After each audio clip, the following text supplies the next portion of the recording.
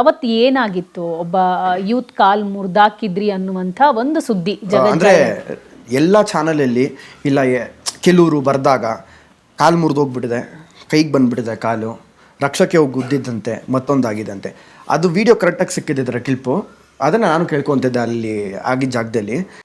2 ದಿನ ಅದನ್ನೇ ಹೇಳಿದ್ರು, ರಕ್ಷಕ್ಕೆ ಹೋಗಿ ಗುದ್ದಿದ್ದಂತೆ, ದುರಾಂಕಾರದಿಂದ ಓಡಿಸಿದಂತೆ, ಮೊಬೈಲ್ ಯೂಸ್ ಮಾಡ್ತಿದ್ದಂತೆ, ಕಾರ್ ಕೂಡ ಕ್ಯಾಮ್ರಾ ಇಟ್ಟಿದ್ರೆ ನಿಗಾರಾದ್ರು. ಅಂದರೆ ನಾನು ಪ್ರತಿಯೊಬ್ಬರಿಗೂ ಹೇಳ್ತಾ ಇರ್ತೀನಿ, ನಿಮ್ಮೆಲ್ಲರ ಹತ್ರ ಎಲ್ಲ ಆರ್ಟಿಸ್ಟ್ಗಳದ್ದು ನಂಬರ್ ಇರುತ್ತೆ ಅಲ್ವಾ? ನೀವು ಒಂದು ಕಾಲ್ ಮಾಡಿಬಿಟ್ಟು ಹಿಂಗಾಯ್ತು ಅನ್ನೋ ಒಂದು ಕ್ಲಾರಿಟಿ ತೊಗೊಂಡು ಅದನ್ನು ಯೂಸ್ ಮಾಡಿದಾಗ ನಮಗೂ ಖುಷಿ ಅನಿಸುತ್ತೆ. ಅಂದರೆ ಕೆಲವ್ರು ಹೆಂಗೆ ಅಂತ ಹೇಳಿದ್ರೆ ಸುಪೀರಿಯರ್ಸ್ ಅಂತ ಅನ್ಕೊತಾರೆ. ನಾವು ಹೇಳಿದ್ದೆ ಸತ್ಯ, ಹೌದಪ್ಪ ನೀವು ಹೇಳಿದ್ದೆ ಸತ್ಯ ಅಂತ ಒಪ್ಕೊಳ್ಳೋಣ ನಾವೇ, ಸರಿನಾ? ಸತ್ಯನ ಸತ್ಯ ಥರ ಹೇಳಿ, ಅದನ್ನು ಯಾಕೆ ಸ್ವಲ್ಪ ಅದಕ್ಕೆ ಖಾರ, ಹುಳಿ, ಮೆಣಸು, ಉಪ್ಪು, ಖಾರ ಇವೆಲ್ಲ ಹಾಕ್ಬಿಟ್ಟು ಹೇಳ್ತೀರಾ? ಜನಕ್ಕೆ ಅದು ಬೇರೆ ರೀತಿ ಅನಿಸುತ್ತೆ. ಅವರ ತಂದೆ ವೇಣುಗೋಪಾಲ್ ಅವರು ಹೇಳ್ತಾರೆ, ಖರ್ಚು ನೋಡ್ಕೋತೀನಿ ಅಂತ ಹೇಳಿಬಿಟ್ಟು ಮಾಡೇ ಇಲ್ಲ, ಮೋಸ ಮಾಡಿಬಿಟ್ಟ ಅಂತ. ಇದಕ್ಕೆ ಕ್ಲಾರಿಟಿ ಕೊಡೋದಿದ್ರೆ? ಕ್ಲಾರಿಟಿ ಅನ್ನೋದಕ್ಕಿಂತ ಅವ್ರ ಮಾತಿಗೆ ನಾನು ಕ್ಲಾರಿಟಿ ಕೊಡಲ್ಲ. ಮಾತಿಗೆ ಯಾವತ್ತೂ ನಾನು ರೆಸ್ಪೆಕ್ಟ್ ಮಾಡೋದಿಲ್ಲ ಯಾರಿಗೂ. ನಾನು ಆ ವಯಸ್ಸಿಗೆ ರೆಸ್ಪೆಕ್ಟ್ ಮಾಡ್ತೀನಿ ಅಷ್ಟೇ ಹೊರತು ಬಿಟ್ಟರೆ ಅವ್ರ ಮಾತಿಗೆ ಯಾವತ್ತೂ ನಾನು ರೆಸ್ಪೆಕ್ಟೇ ಮಾಡಲ್ಲ. ನಾನು ನೋಡಿದೆ ಯಾವುದೋ ಮೀಡಿಯಾದಲ್ಲಿ ಗುದ್ದಿದ ತಕ್ಷಣ ಬಂದರು, ಯಾವುದೋ ಒಂದು ಕ್ಯಾಬಲ್ಲಿ ಬಂತು, ಕ್ಯಾಬಲ್ಲಿ ಹತ್ತಿಸ್ಬಿಟ್ರು, ಕರ್ಕೊಂಬಂದು ಬಿಟ್ಬಿಟ್ರು, ಹಾಸ್ಪಿಟ್ಲಿಗೆ ಹೊಂಟೋದ್ರು ಅಂತ. ಹಾಸ್ಪಿಟ್ಲ್ ಫುಟೇಜ್ ತೆಗೆಸಿ ಎಷ್ಟೊತ್ತವರೆಗೂ ನಾನಿದ್ದೆ ಅಂತ ಹೇಳ್ತೀನಿ.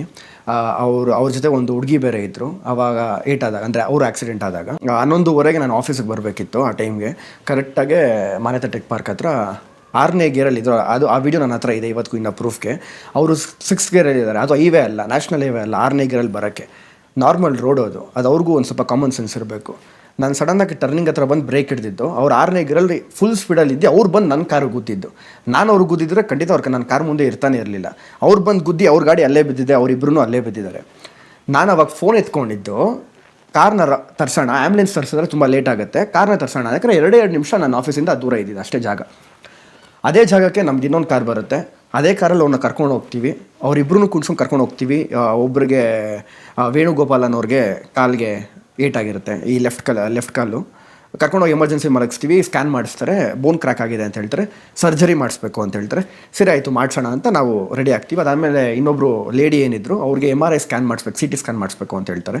ಹಾಸ್ಪಿಟಲ್ ಸಿಕ್ಕಾಪಟ್ಟೆ ಕಾಸ್ಟ್ ಆಗುತ್ತೆ, ಆಚೆ ಕರ್ಕೊಂಡೋಗಿ ಮಾಡಿಸೋಣ ಅಂದ್ಬಿಟ್ಟು ನನ್ನ ಕಾರಲ್ಲೇ ಸ್ವತಃ ಕರ್ಕೊಂಡು ಹೋಗ್ಬಿಟ್ಟು ನಾಗವಾರ ಹತ್ರ ಇರೋ ಒಂದು ಸ್ಕ್ಯಾನಿಂಗ್ ಸೆಂಟರ್ಗೆ ನಾನು ಸ್ಕ್ಯಾನ್ ಮಾಡಿಸಿ, ಅಲ್ಲಿಂದ ಕರ್ಕೊಂಡೋಗಿ ಊಟ ಮಾಡಿಸಿ, ಅವ್ರಿಗೆ ಪೇಷಂಟ್ಗೆ ತೊಗೊಂಡೋಗಿ ಊಟ ಕೊಟ್ಟು, ಅವ್ರ ಜೊತೆ ನೈಟ್ ಗಂಟೆ ಜೊತೆಗಿದ್ದು, ಅವ್ರ ತಂದೆ ಎಲ್ಲ ಬಂದಿದ್ದರು, ಅವ್ರ ಜೊತೆ ಎಲ್ಲ ಮಾತಾಡಿಸಿ ಅವ್ರು ಬಂದರು, ಇಷ್ಟು ದುಡ್ಡು ಕೊಡಿ ಅಂತ ಹೇಳಿ ನಾನು ಹೇಳಿದೆ.